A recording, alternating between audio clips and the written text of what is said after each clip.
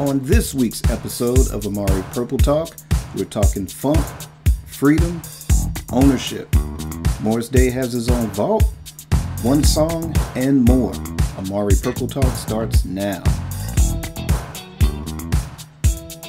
Welcome to episode 13 of Amari Purple Talk, a podcast where I share my thoughts on the Prince musical singularity. I'm Richard Cole, your imagination funk soloist, and I want to start by thanking everyone that has tuned in. I hope you're enjoying the show. Please leave your comments on the show below or on my website, www.amaricommunications.com. You can also find me on Twitter at Amari_now and on Instagram at RichardCole_Amari. And with that out of the way, we're going to dive into our first topic. And our first topic is, are we facing the end of physical media? All right, so Tuesday was the official launch of the Disney Plus streaming app. They are in the business to run Netflix out of business. So in doing so, they've bought Fox, who did not want to compete in the streaming wars and just concentrate on news and sports. So they sold their entire film and television catalog to Disney, to which Disney will utilize on their Disney Plus. Disney also owns 100% of Hulu, so kind of your more adult-themed TV shows and or movies, rated R type material, you will find eventually all the Fox material on Hulu at some point. And something that caught my attention in kind of the reactions to the launch of Disney Plus, I was able to load it up Tuesday myself, and on their streaming service, which is very different from Hulu, which is different from Netflix or any other streaming service that you may subscribe to, their films come with the extras, deleted scenes, maybe a documentary or two. I haven't had a chance to go through everything, but for me, Avengers Endgame has tons of extras that are not on the Blu-ray. So where I'm going with all of this is that from the looks of Disney Plus, they look to be phasing out physical media at some point, probably within no more than about maybe 4 years. You will probably no longer be able to purchase Blu-ray or DVD or any type of physical media relating to everything that Disney owns, as far as video content. It got me to thinking. Now, of course, if you have the Purple Rain Deluxe Edition, that comes with a DVD of the Prince and the Revolution live that was initially released on VHS back in 1985. The only way you can view that is to purchase the Purple Rain Deluxe Edition and watch the DVD. So that's physical media. That particular DVD is not available on anyone's streaming service whatsoever. There might be a couple of clips that are available on YouTube. I think maybe the Baby I'm a Star video was taken from that. I can't remember, but yeah, the only way you can view that is via DVD. Also, earlier this year, the release of what was called the Ultimate Rave, which had both versions of the Rave into the Joy Fantastic album, as well as the Rave into the Year 2000 DVD. Again, the only way you can view that in its entirety is by buying the Ultimate Rave set and physically having the DVD.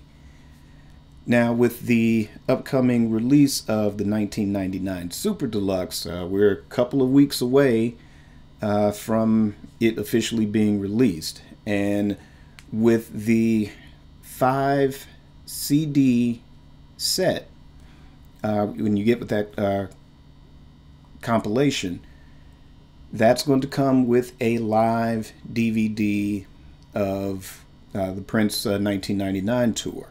And again, the only way you can view that in its entirety is going to be on DVD. So, backtracking, in February, it was announced that Samsung has discontinued the manufacture of Blu-ray players. They did not produce a new model for 2018 at all. So the latest model that may still be available in stores is their 2017 model. And of course, other manufacturers such as Sony, I can't think of any others, Panasonic, whoever, LG, may end up following suit in the next couple of years or so. So that being said, when it comes to any future Prince material, as far as live concerts and things of that nature, would we still be able to view that on physical media, or will the estate have to find a way to license any visual material to one of the streamers, say, Netflix? Of course, Sony is also participating in the streaming wars. I do believe they already have a streaming app that's launched. So would the estate make a licensing deal for any future Prince concerts or movies, films that were not produced and owned by Warner Brothers Records? For example, Purple Rain and Under the Cherry Moon. And now, of course, the record industry operates a little bit differently. Of course, they are heavily leaning into streaming as their main mode of music distribution as of 2019. However, there is still a manufacturer of CDs, and there is also a heavy increase in the manufacture of vinyl. As of this year, there's been different articles saying that in 2019, for the first time in about 30 years, that vinyl is outselling CDs. Now, all of this to say that physical media probably won't completely go away, because vinyl never really actually went away. They just made less of it and manufactured more CDs. Like I said, the music industry, though they're leaning heavily more towards streaming, they still keep in mind that there are segments of the population that still hold on to a certain form of physical media. Now, again, like I said, vinyl for the first time in 30 years is increasing in sales. But if you notice things like, for example, the 1999 Super Deluxe, which is a 5 CD set, it is only one of the ways that set is available. Of course, it is also available on vinyl. Of course, I discussed that you can catch it on YouTube. Just look up Amari Purple Talk 1999, which version should you buy? And that was just a segment from a previous episode, and I just took the audio and placed that segment on YouTube as well to make it more widely available. So if you're still not aware of the different forms of 1999 that will be available, and you're not sure which one you're going to get, be sure and go on YouTube and check that out. And I'll put a link to that at the bottom for you to check out. So anyway, as far as the music industry, like I said, I don't think that they're going to just totally phase out CDs and totally phase out vinyl. Heck, cassettes are trying to make a comeback as well. So I think the music industry is a little different from the movie industry in that regard, but this topic is basically limited to the visual projects that Prince has done over the years. Like I said, as far as Purple Rain, Warner Brothers owns the film Purple Rain 100%. Like I said, a movie deal is a separate contract from a record deal. So Warner's, of course, they're also in the streaming wars as well. So you will see probably Purple Rain. You will probably see Under the Cherry Moon. You will probably see Graffiti Bridge on the Warner's streaming app. I think they have is it a merger with HBO? So you would probably see those movies on either one of those platforms under Warner Brothers. But for items such as, Prince and the Revolution Live, as for this 1999 live performance, any projects in the vault such as, say, The Undertaker, Love for One Another project, any film Second Coming, that's more like a concert film, documentary, story type thing, and documentaries as well. Now, of course, there is the planned documentary for Netflix. So that was an agreement with the estate to have Netflix be the producer of that. Still no director has been named, and still no updates as to the progress of that project. And there is also the Apple TV project involving the Prince and the Revolution Live at First Avenue, the benefit for the Minneapolis Dance Theater. Documentary on that's still in the works. Of course, no updates on that as well. So at least with those, we kind of have an idea of where they'll go. But as far as any future projects, like I said, it's possible now that Sony is also in the streaming wars. Would the estate do a licensing deal for any future documentaries, any future vault releases regarding live concerts, any films that Prince may have filmed and put in the can? I know there was a rumor of a 3121 film. Things like that. Would those eventually end up on the Sony streaming platform? So again, I don't feel that as far as CDs and vinyl and cassettes, I don't think that those things will really ever truly go away. Like I said, streaming is sort of the main platform for everyone. I do mostly streaming. I have a Tidal subscription, so I do most of my music listening that way.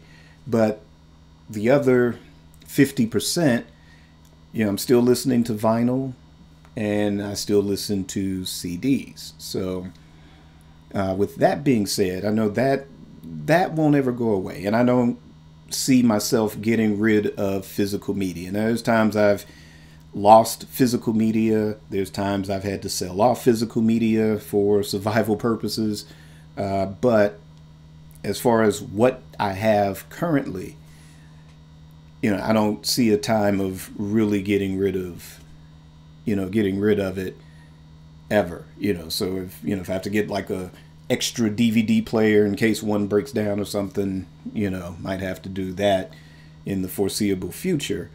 As far as films, but there's some things I stream, but because, like I said, the way the Disney app is structured, it basically rendered, say, like my Marvel films, the ones I have, almost renders them useless, because it's like, don't have to go take it out of the box, put it in a machine, turn on the machine.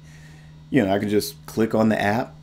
And also too, it's mobile. I can, I can't take my collection everywhere I go, but if I'm somewhere, maybe on a plane or something, or maybe on a trip or visiting or something, and like I said, don't have to drag a bunch of DVDs and CDs. You just turn on your phone or turn on your Kindle or tablet or whatever you have, and everything's at your fingertips. So like I said, the future's changing, and it's amazing to watch the future sort of unfold in front of us, because I never imagined a time to where I would say, cable or satellite would ever really go away. But, it's really gotten to the point where it's too expensive to maintain. I plan on cutting the cord. It's just a bit much to do at this stage. And you can watch what you want to watch when you want to watch it. You don't have to be bogged down. Some of the services, Netflix, Disney Plus, you don't have to be bombarded with commercials. Hulu, I have the basic, so I still have to deal with the advertising. But there is a service for a few dollars more that's available to where you can watch Hulu ad-free. But, I mean, again, like I said, the world it's definitely changing, and, we're trying to change with it. And too, it's hard, every generation kind of goes through that. Things change, and it's like trying to adapt to that change. So, again, is it going away? Is physical media going to completely disappear? For most people, they could care less. There's some people that, just don't really get the whole streaming thing that much and still prefer physical media. I still like my collection. It's nice to have. It's not anything extensive, but it's nice to have. But again, like I said, it's almost with the Disney Plus, the way that that's formatted, and that's probably going to force all the other streamers to kind of keep up because, say Warner Brothers, their movie and TV catalog, well, it's like, oh, well, we can put the deleted scenes up there as well, or we could put the making of documentaries up there as well. And you don't have to worry about the manufacturing cost, the creation of the packaging, the distribution channels, and then splitting the profits with the various stores, such as like a Walmart or Target, things of that nature. So on the downside of that, yeah, that could possibly put a lot of people out of work. But at the same time, it's saving those companies a lot of money, and it's giving something direct to the consumer. And ironically, this is something that, Prince predicted, when he was having his issues with Warner Brothers. So, there was going to be a day to where it's like the way record companies work, they're rendered obsolete now. So now we do have an era of streaming. It's direct to the consumer. You don't have to get in a car or a bus and go get, to the store. Although that experience is fun for me. I still like to go and get a piece of vinyl, have it in my hands, bring it home, and enjoy it. But like I said, it's the 21st century, and as a quote from a certain comic book that I used to read, it's the 21st century, and we have to try to have an open mind. But what do you think? Are you fans of your physical media? Do you enjoy having your physical media? Are you changing completely with the times? Abandoning your physical media and going with the streaming, whether it's a movie streaming service or a music streaming service? Leave a comment below. Let me know what you think. And that's going to end that topic, and we're going to move on to our second topic. And the second topic of today is Morris Day and the Time, songs from their vault. What?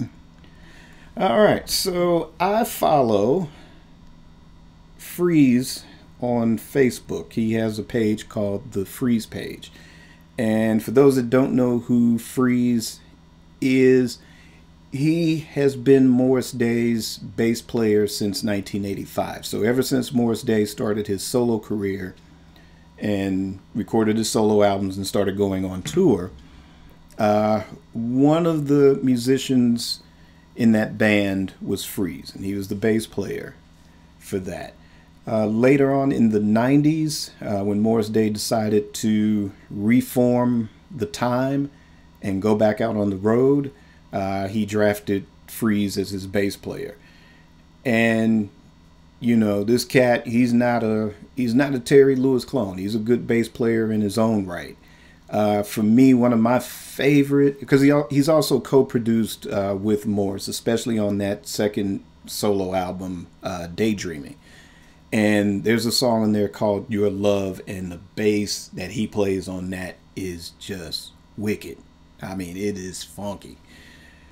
So I follow his page on Facebook, and I stumbled across a post of his the other day. And let me see if I can pull that up. Yep, and I did save it. There it is. All right, so on his page, this is the Freeze page, and this post was from a couple of days ago. It says, "It's been 35 years. One day we will release some of those recordings from our own personal vault. But until then, whatever we do, we're going to keep it funky." Okay, so I'm looking at that and I was going, vault?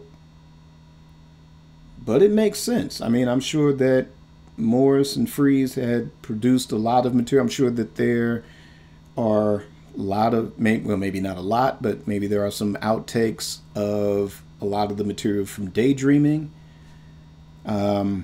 Maybe prior to Daydreaming, because like I said, he was on the road with Morris in promotion for the Color of Success album.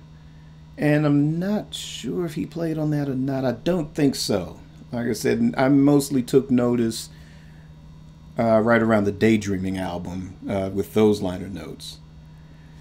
But it also got me thinking as well. Well, he does say the key word is, we will release some of those recordings from our own personal vault.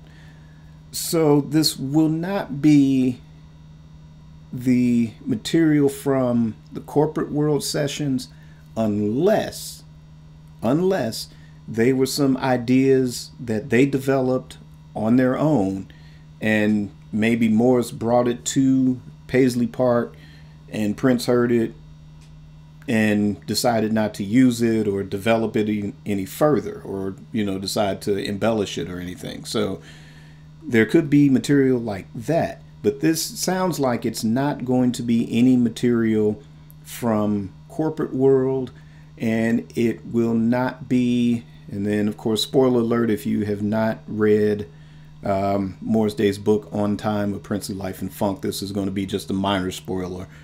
But there was a period around maybe around the mid-late 90s where Prince and Morris were developing material and collaborating on material for either Morris Day album or a Time album. But it didn't get completed due to Prince at the time being heavily into the Jehovah's Witness faith, was actively trying to convert Morris into that faith, which Morris declined, but that ended the collaboration for that material. So I don't think this is going to be any of, we'll just call it for now, this will not be any Paisley Park Prince collaboration material. This will be strictly Morris Day solo material or Morris Day material in collaboration with the current lineup of the time or the lineup that existed. But as far as consistency, Jelly Bean Johnson, Monty Moore, Freeze, those three have been primarily, oh, and Tory Ruffin as well. Those four have been primarily the lineup since the mid-90s. So they may have developed a lot of material. Another thing that comes to mind is that there was talk of a Morris Day and the Time album that ended up being released as It's About Time. And I believe originally it was to consist of all original material, but it ended up being just live performance material and then 4 studio bonus cuts to which, like I said, that lineup of the time may have played on as well. So there may be some material around that era too, and that's around 2004. But like it says in the post, it's been 35 years. So that's 35 years of material. Now, it won't be as extensive as Prince's vault. You know, I think really only Stevie Wonder and Tupac can claim to have a vault as extensive as Prince. But it's still probably a lot of material that you can probably get a good single CD release or maybe a double CD release out of. Probably more economical to do it as one single CD release at a time. You know, do one, see how it flies, and go from there. Because, you know, of course, it's Morris Day, and that will always be the selling point. But probably the bigger draw would be anything that was done by the original 7 members. But, you know, like I said, I've said on previous episodes, this lineup of the time that's touring currently is a very strong and tight unit. Like I said, there's been 4 members that have been consistent with that lineup over the years, although certain keyboard members. Also, you don't really see Jerome much. He only shows up for special occasions. But like I said, this lineup is just as tight, just as funky, and just as entertaining as the original 7. So I'm looking forward to something coming out of this. Like I said, there's no release dates. It says one day. And, you know, I would expect maybe this might, I don't know, there's supposed to be an album of Morris Day's that's on Snoop Dogg's label. I've heard the 2 singles that have come from it so far, but there's haven't seen like an actual album being released. I'm not aware of any actual album release date, but there have been 2 singles that have been released, and to me they're okay. The latest one that's out, Lil Mo Funk, I like that one better than the previous one, and I can't think of the name of the previous one right now. But I do like Lil Mo Funk a little bit better than that single. But both singles overall, to me, and this is just my personal opinion, it's just lacking the chili sauce on it. And that doesn't mean that, you know, you need Jimmy Jam and Terry Lewis to come in and clean that up and put the chili sauce on it. But I do believe that maybe more input from this particular lineup, because the 4 songs that are on It's About Time, again, even though they didn't really generate hit singles, they were pretty funky, and they did have the benefit of guest rappers on it as well. But just the underlying groove underneath, you know, because Snoop's skills are still pretty much intact as an MC, so that's not really the issue. But it just needed maybe just a little bit heavy, something there. Like Prince say, it's not the notes, it's the space in between the notes, and the longer that space, the funkier it is, or how funky it ain't.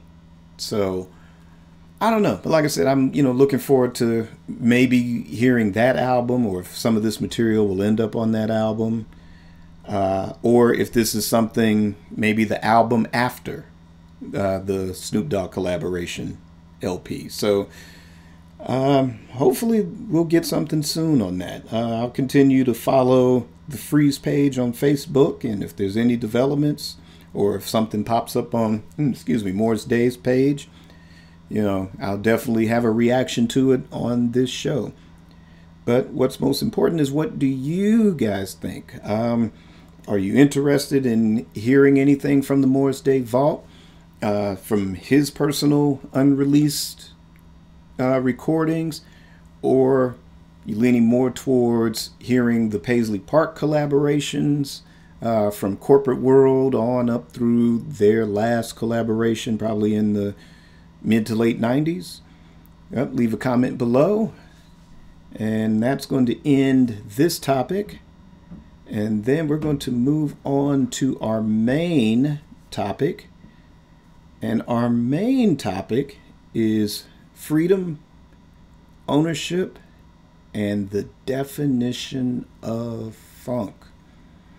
All right, so that title, it comes out of the theme of, or the proposed theme of The Beautiful One. So again, we're probably going to go, well, not probably, there is going to be some spoilers again. So again, if you have not read The Beautiful Ones, by all means, go out, get the book, read the book.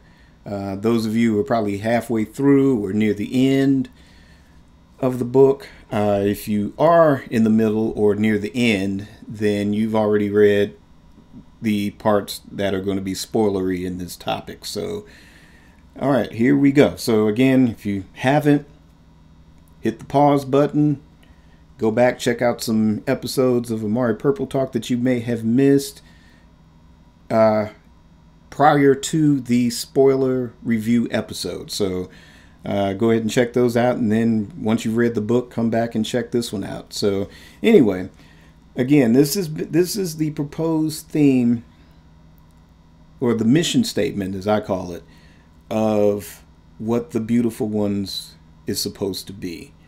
And for me, and I know a lot of people, the reactions of people that have read it, again, I'm looking forward to hearing some of the other podcasts. They're doing reviews as well. So I'm looking forward to hearing those. And like I've always said, it was so heavy and overwhelming that I don't believe I covered everything in my spoiler review.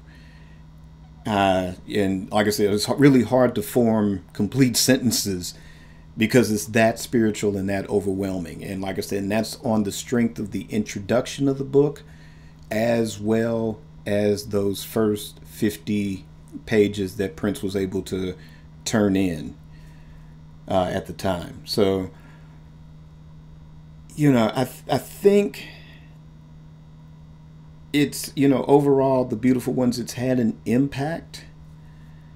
And I think we're all just genuinely surprised by the impact, because it really transcended, what we've been used to.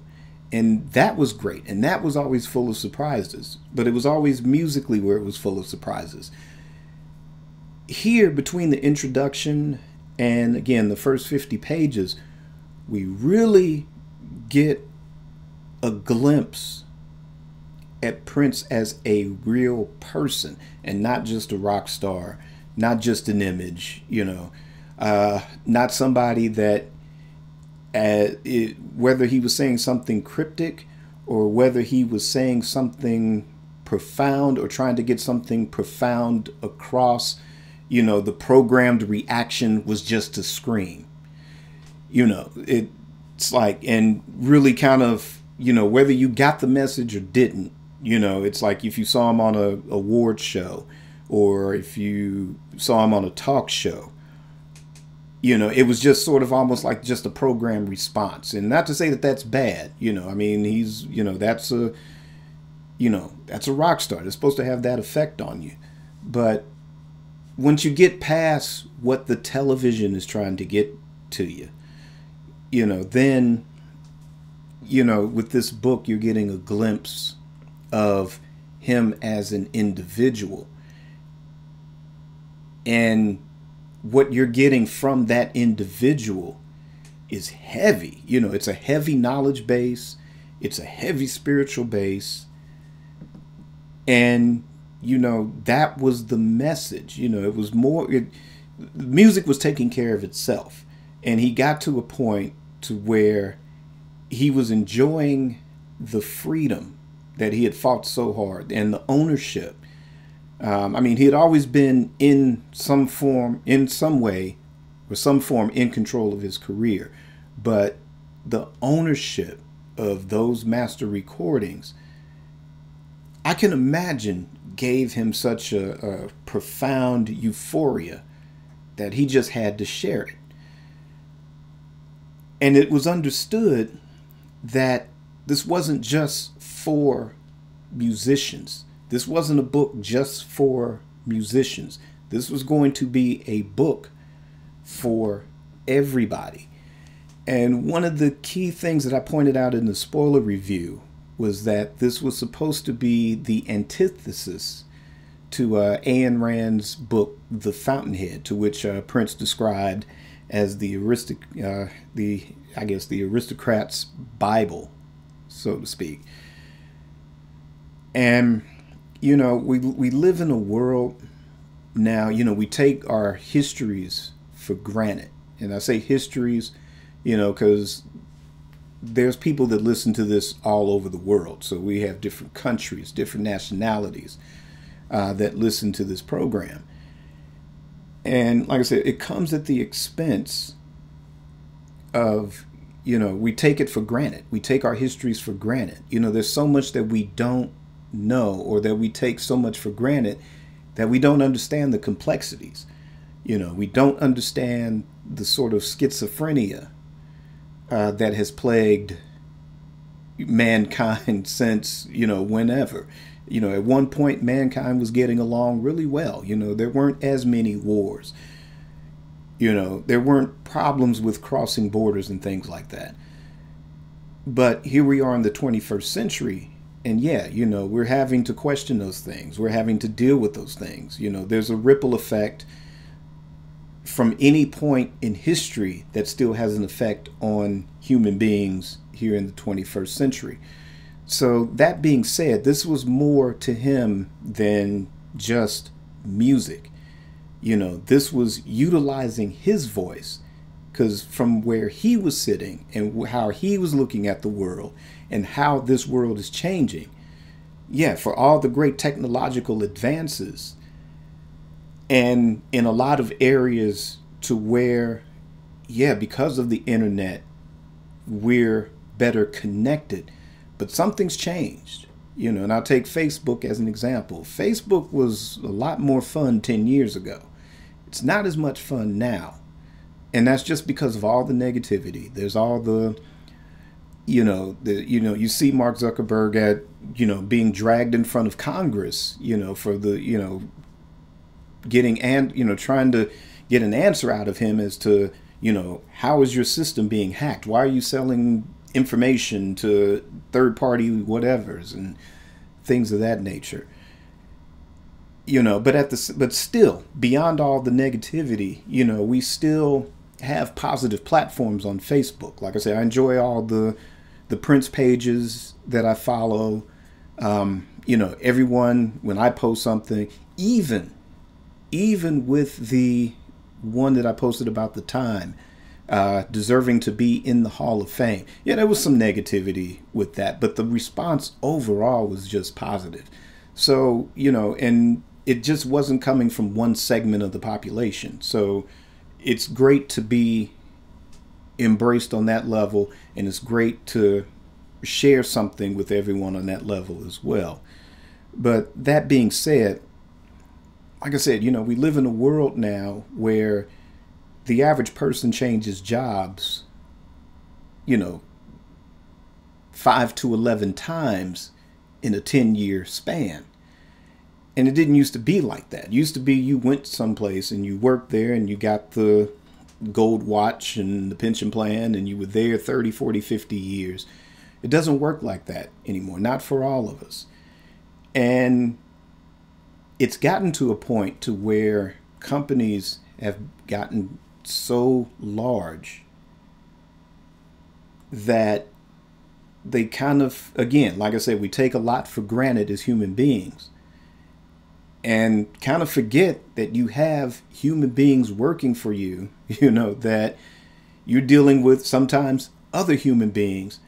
And there's so much going on. There's so much to be worried about. There's so much that's afraid about, or what Prince used to define as entropy. And there's a lot of people that are engaged in entropy that they're not clearly thinking, you know, whether it's taking responsibility of your own life or taking into consideration someone else's. So there's a lot that we're dealing with. And I guess the first part of that is the freedom aspect. And, we all deserve to be free.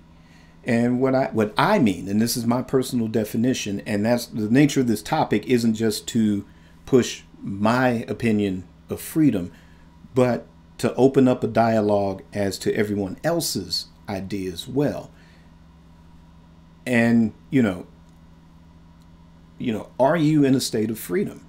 Are you utilizing, your position? Not all of us are owners. I like to be, well, that's another topic, but getting back to the freedom aspect, are we free? Do you feel free? Are you living a life to where you can enjoy, and it's not just about material possessions, but just having the time when you want to take the time to do something you enjoy, and that's spend it with, say, either spend it with family, or say, like, if you're a creative person or an artistic person, do you have the balance of time or work-life balance to create the things that you want to create and feel good about yourself creating them? Are you able to, okay, hey, work this 9-to-5 job, but hey, the bills are paid, but I can go take this trip and not have to worry about the lights being cut off when you get back, or trying to scramble to do that. Sometimes it's cool to take that risk, but more often than not a lot of people can afford to be in that position to do that. And people shouldn't have to do that. You should be able to live a happy and free life. That's not to say that you won't have to deal with adversity, because human beings, and having been given the gift of free will, you have to sidestep adversity in order to grow, to gain knowledge, and to become wise. So you're going to have to deal with adversity. But have you gained enough in order to, like I said, be able to deal with what you deal with 9-to-5 or on a daily basis? But say, come the evening, come the weekend, or the ability to, like, hey, I'm going to go jet to Hawaii for a week and live. So that's, like I said, my personal definition of freedom. What is your personal definition of freedom? And then we do come to ownership. And like I said, I think once, and this is just my belief, I'm not inside Prince's head, or, I'm not going to try to put words in his mouth or anything like that. But I just have the feeling that once he got control of his master recordings, that he just wanted to share that euphoria, because it's like, look, this is what I accomplished. You can accomplish that too. And we know he's mentored, a lot of younger artists, and, tried to educate them on, hey, you need to control your career. You need to control your masters. You need to be owners in this game. There's been recurring posts of, I don't know if that was the Soul Train Awards from, was it 1999 or 2000? But the one where he says, there is nothing minor about you, and that we have to become owners in our own game. Because regardless of what it is, and like I said, this is beyond music, this is beyond musicians, this is beyond artists. It's easy to go in that drink of water, but there's people that put themselves into financial debt to get all kind of degrees, only to end up not being in positions to utilize those degrees, but being in positions just to eat and just to keep the lights on. And when you're in that position, or one of my favorite things, listening to Michael Dean's podcast, his review of Morris Day's book. And again, spoiler alert, that period when Prince went to get his record deal, Grand Central fell apart. He's out there in, Morris Day's out there in Baltimore. And I like how Michael Dean put it, it's a soul crushing job because, yeah, you're not in the position to do what it is that you want to do. But again, you got to keep the lights on and you have to eat. But then you're someplace where, you know, nobody's really seeing you. You know, they're seeing whatever it is. If you're wearing a, you know, whatever uniform you're wearing, if you're wearing one, you know, or if you're just pushing buttons on a keyboard or something like that, you know, and the higher ups aren't really looking at your resume and really going, ooh, you know, we need this person. This person's got it. They've got the skills or whatever. Or even to provide the encouragement to say, you know, you can be an owner. What can we do to help you? You know, you're helping us. So that being said, again, quoting that Soul Train speech where he says, you know, some of us will do well and some of us will not do well. And that we're taking home, you know, the minority share of the winnings. You know, so, I mean, not everybody's designed to be an owner. Now, for me, I believe that, you know, we're an extension of our parents, or not extension, but evolution of our parents, and them being evolution of their parents. So in analyzing a worldview,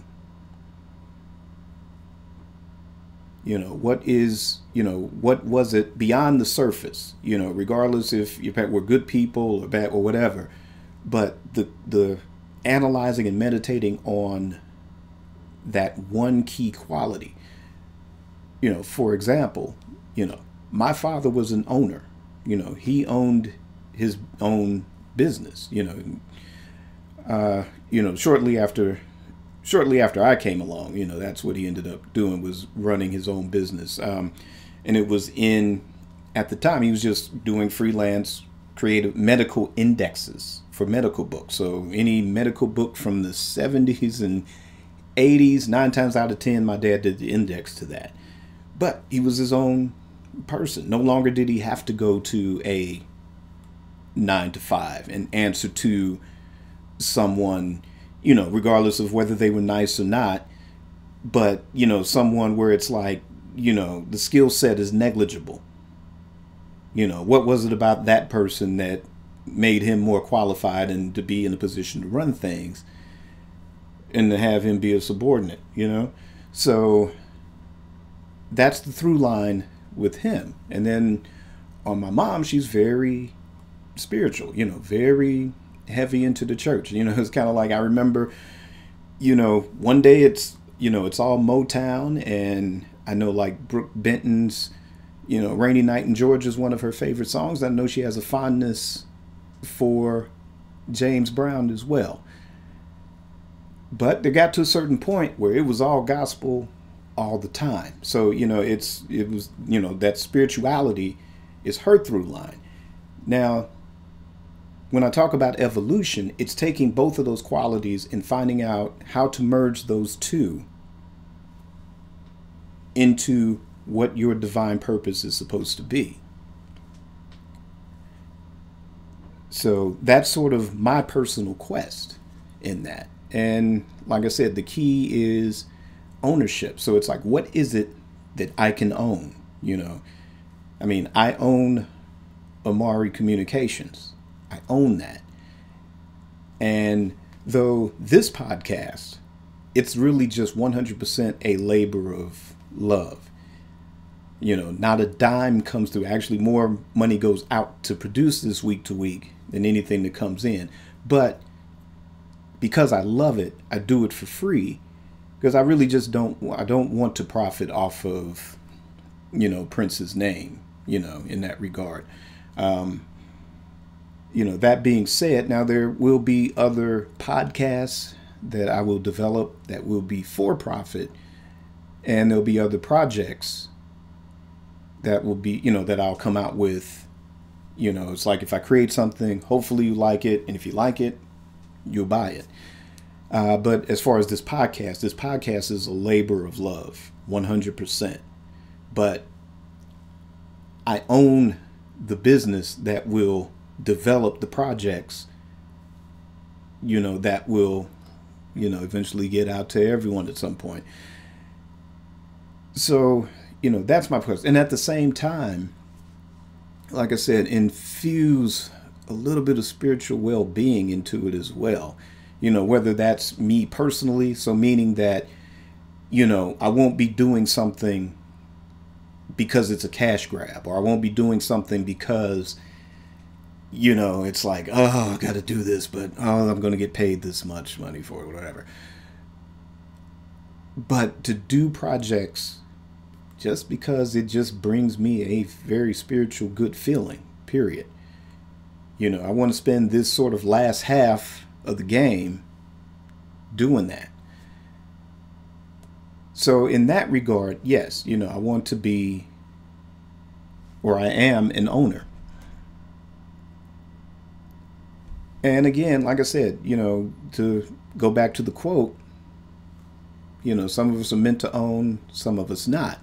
And for those that are not, then it's about finding that passion, finding a place where you can enjoy going to it day after day. And it's not, I can't stand the conditions, or I can't stand what the corporation is doing, or what decision they've made to where it's no longer fun or something like that. It's a thing of, if it doesn't bring any type of creative satisfaction, then, make the steps necessary to find the place, that will bring you that great feeling. And at the same time, compensate you for your worth to where you can enjoy a quality of life as well. And I think those two things, freedom and ownership, and I know the other key theme of the Beautiful Ones was to find the definition of funk. And I think those two things bring about that true definition, and again, this is just my opinion. I don't think that this is because he was still searching for it. But like I said, reading this book has just been so rewarding, on more than just a feeling as a fan of a great artist. It was rewarding in a spiritual sense or a metaphysical sense. If the intention was to inspire, it definitely worked on me. And I think it worked on a lot of people. Like I said, a lot of the tweets, a lot of the Facebook, from people that have read it have just been, it's been beyond a lot of expectations. And yeah, we wanted more. Excuse me. Yeah, we definitely wanted more. But just this kernel, just this seed, just this drop is creating a ripple effect to where it can inspire us to be better, inspire us to look at our situations and go, okay, well, I'm grateful, and that's the thing, I'm grateful for where I am, but there's another place to go. There's a lot more that can be achieved. And as long as you believe it, then you'll see it. So I think the definition of funk is in that euphoria, that feeling you get when you accomplish that goal of freedom, or when you accomplish that goal of ownership. And hopefully that translates into your freedom, and that you're in a position where, yeah, you're an owner, but you are happy, you are abundant in that, in that sense. And, maybe the steps you have to take, that's the 2 and 4, that's the beat, maybe that foundation is your 2 and 4. Then taking it to the next step of what you're trying to achieve. That's your baseline. And then, maybe as you acquire whatever it is, whether it's equipment or whether you need to, file some papers with the state saying, hey, I'm an owner, then, that's the lead line, that's your, or it's jazz improvisation, here's this note. And then, well, that leads into that note. And then that inspires, the next note and things of that nature. So, that space that's in between that makes it funky is that good feeling that you have going on that journey, as you're working on that piece. The work of art, the creator is you're creating your life. So again, it's not about music so much 100%. It's not about, being an artist 100%, but in, whatever it is that you're into, whatever it is that you want to achieve, don't get caught up in the entropy, don't get caught up in what's going on. And they say, if we have more people creating, then that sidesteps that adversity. It creates less diversity in that. There's enough of this noise that's going on right now, from wherever. But freedom plus ownership, and that equals your definition of the funk. That's my opinion. What is your opinion? Leave me a comment, share with me wherever, whether it's, like I said, most of the stuff comes through Facebook, and thank you for that. But also at the same time, with the Libsyn, if you're listening to the podcast there, I think you have to be, your Facebook has to be on in order to comment there. But if you're able to comment there, by all means do so. Like I said, this also pops up on YouTube as well. So leave me comments there. But keep doing how you're doing so far. And let me know. And especially about this topic. Like I said, hopefully this kind of adds some more to my spoiler review of The Beautiful Ones. And who knows? The more I get inspired, the more, this may have to go on and on, at least through the end of the year. But anyway, that's going to end our main and final topic. And now we're going to go to not our final topic, I'm sorry, but freedom, ownership, and the definition of funk was the main topic. Our fourth topic and final topic is, what kind of compilation should one song belong? And by one song, this was released. All right, so this was released on December 31st of 1999, and it was on the Love for One Another website. And it included downloads of the song plus the full lyrics. I believe there was the single at the time you could download, and there was also a video as well. You can probably find it on YouTube. I didn't join the MPG Music Club until 2004, so I missed out on this release. And I had the unfortunate experience of listening to the song after Prince passed away. There was a podcast I was listening to at the time, and the subject was Prince's passing. And the host of the show, or the guest on the show, referenced this song and mentioned that it was on YouTube. So after that, I went and immediately sought this song out. And this is basically one of my absolute favorite Prince songs. And, the subject of the song, it's a message song, And I know he was, like I said, deeply into the Jehovah's Witness faith, but this is one of these one of these metaphysical songs that, yeah, I don't think, goes with their doctrine. It's more along the lines of books that he's read, that I've read too, like the Celestine Prophecy and Seed of the Soul. Years later, maybe something like the book The Secret or the film The Secret.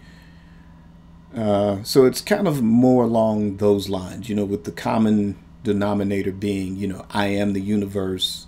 I, create my reality, so to speak. So on that level, it is my favorite song, or one of my favorite Prince songs, or absolute favorite Prince songs. And I really love, I understand there's like two versions. There's a really long version that has like the big spoken word speech at the beginning. That is my absolute favorite, because that just goes deep. A lot of along the lines of just what we've discussed in the previous topic. And every time I listen to it, I always wonder, where can you put this as along with the collection of songs, along a similar theme, a similar concept? I mean, you can get away with putting it on a compilation and it just be a series of songs. You can do that. But me personally, I would love to see this as part of a compilation and kind of pad it with songs of similar theme. And, that could be one of those posthumous releases. Not necessarily the last album, so to speak, concept that I discussed a few episodes ago, where maybe something like Hit and Run 3, Piano and Microphone, the last tour set, or Black is the New Black. Well, depending on how those other songs are, you could probably include it with that, maybe. But if those three projects are totally realized projects, meaning that one song wouldn't necessarily fit on either of those three releases, then what could you put with it? I don't know, maybe the first thing that comes to mind, I know they won, the estate won the lawsuit against the guy that put out the EP, the Deliverance EP. I know I got to download the single Deliverance before it was taken off of Apple. And I've really haven't had time to listen to things on YouTube or whatever, wherever it's available now in its entirety. But just my overall impression is that one song could be included on a compilation that can include songs of that theme or that style. Doesn't necessarily have to be those songs, but something that follows that theme. But again, one song, it is one of my favorites, and I'd like to see it get re-released. Like I said, I missed out because I didn't sign up for the Love for One Another site or anything, or I don't know, I probably didn't have a computer at the time or something, but like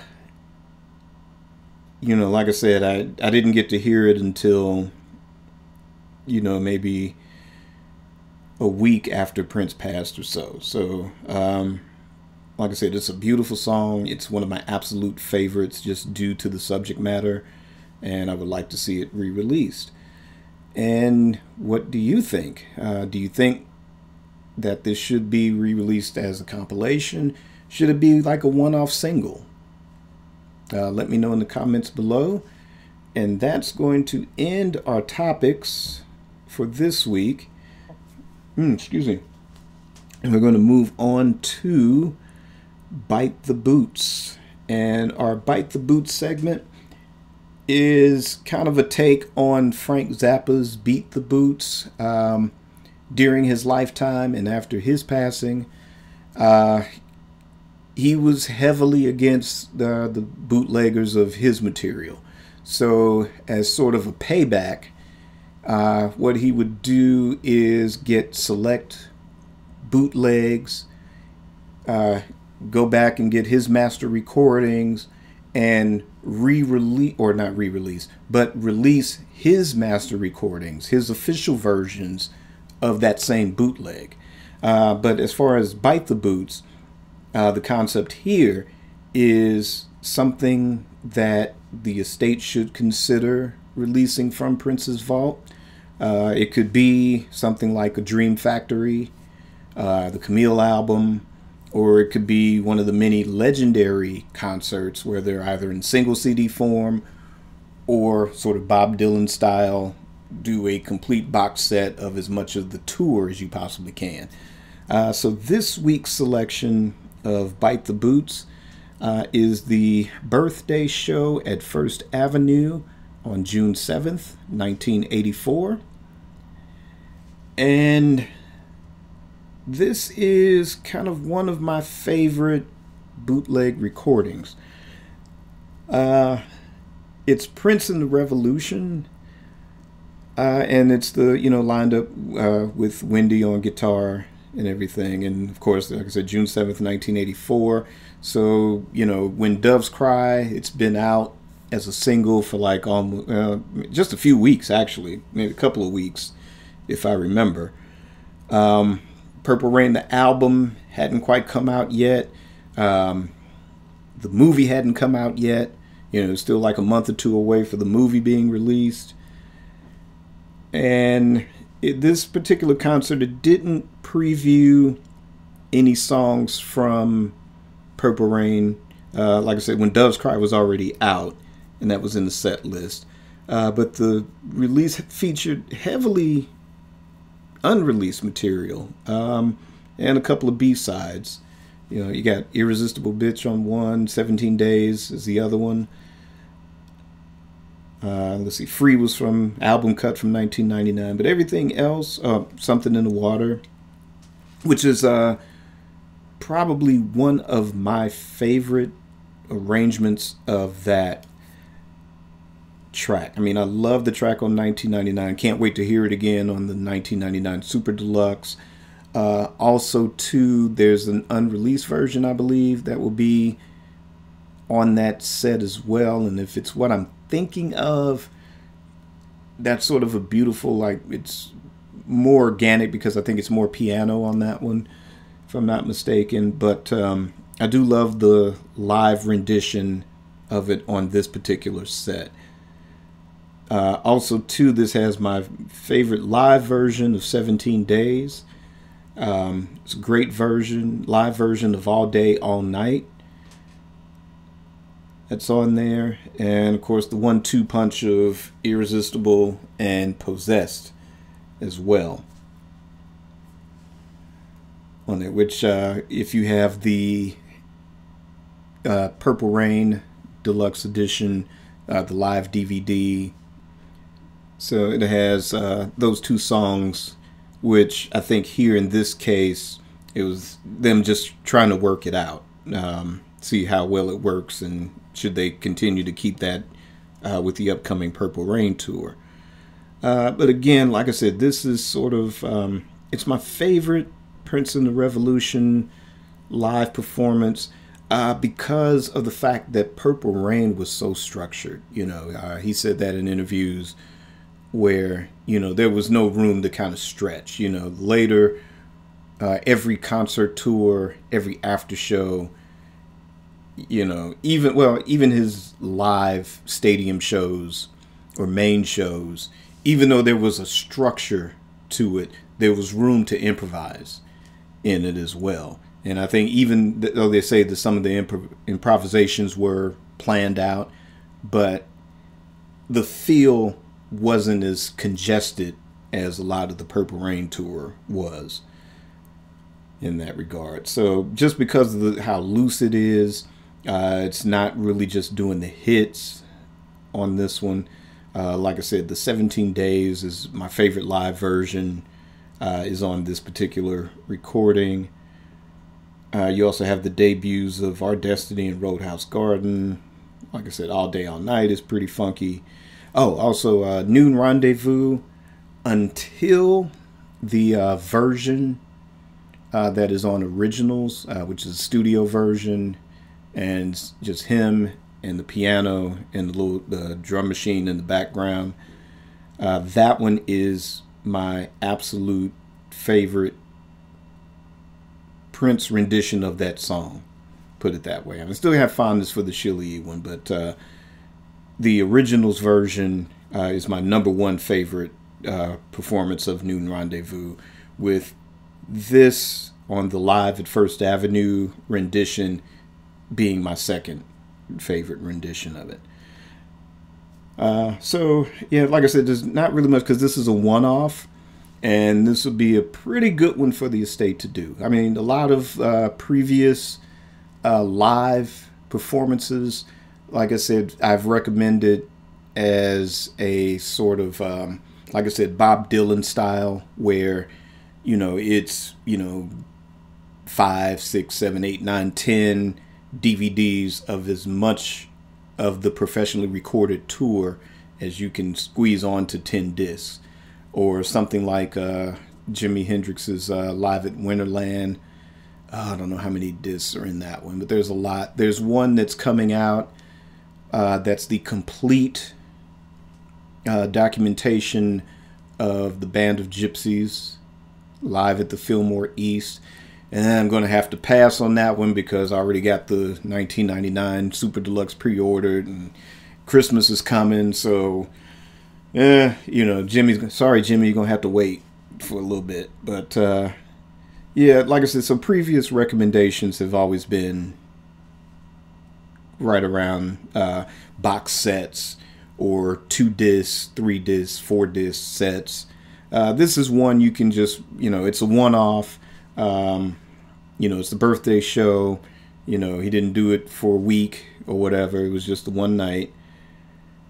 And it's a pretty good set of songs, you know, and it's different from anything that contains just the hits or a combination of hits and B-sides. You know, this is something if you just want just a, you know, you just want to hear a good band just jam and be funky while doing it. This is probably the best recommendation, and something that I would like to see get an official release out of. You know, again, because, you know, a lot of the Purple Rain era, like I said, you still would have to deal with Warner Brothers in the future. This is something, like I said, until they get that worked out in the future, because again, that's something I covered a couple of episodes ago as well. The Purple Rain, there's another deluxe edition that's in the works, apparently, allegedly.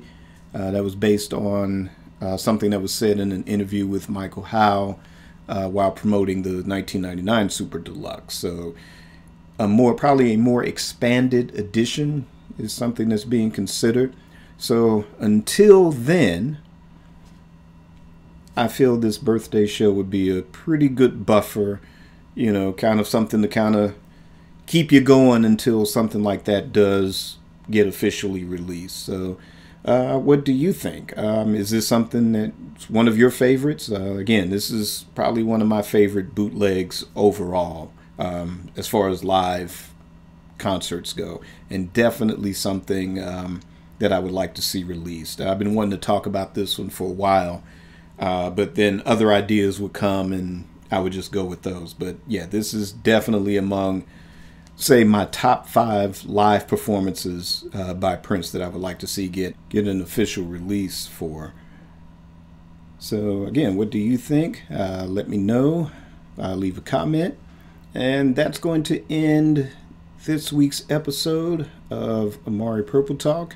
Next week will be the release of my Amari Purple Talk special regarding the time deserving to be in the Hall of Fame. Still doing my homework in prep for that show. And like I said, I hope it gets overwhelming response. And for those that are being negative, you're just going to have to get over it. Do your own show. Promote who you want to be in the Rock and Roll Hall of Fame. You know, because I think they should be in there. And I'm really going to really piss off a lot of people. I think the Monkees need to be in there as well. So there. But that's another topic for another day. But anyway, back to the time. Like I said, that episode is going to actually drop on YouTube. That'll be a YouTube exclusive of Amari Purple Talk. So be sure, I'll let you know when, but definitely when you know, be sure to tune in and check it out. And we'll see you right back here next week as well for episode 14 of Amari Purple Talk. So until then, keep it purple and on the one.